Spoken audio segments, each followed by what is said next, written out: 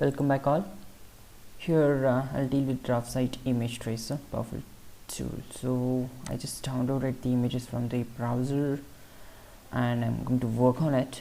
Before that I'll replace wherever I want to place it, and if you want to scale it up, just scale up, and even this, just wanted to scale it somewhat larger. Then this,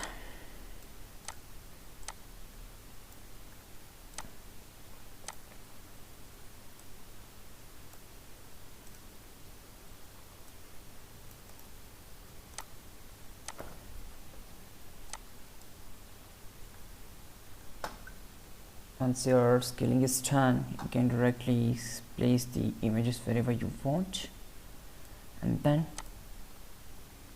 I'll open image tracer, make some settings for my convenience. If we give as default, that is even fine.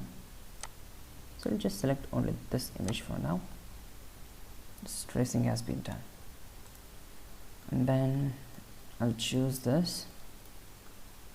If you want, you can just move your image side.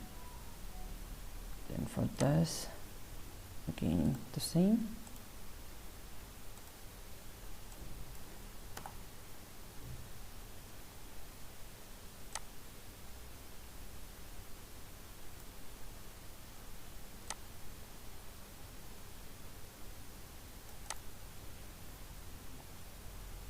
Okay, then you can see this is the one. So the last one, advanced. Here I'm going to change the thickness of the lines so that they can give the proper tracing. So this has been done.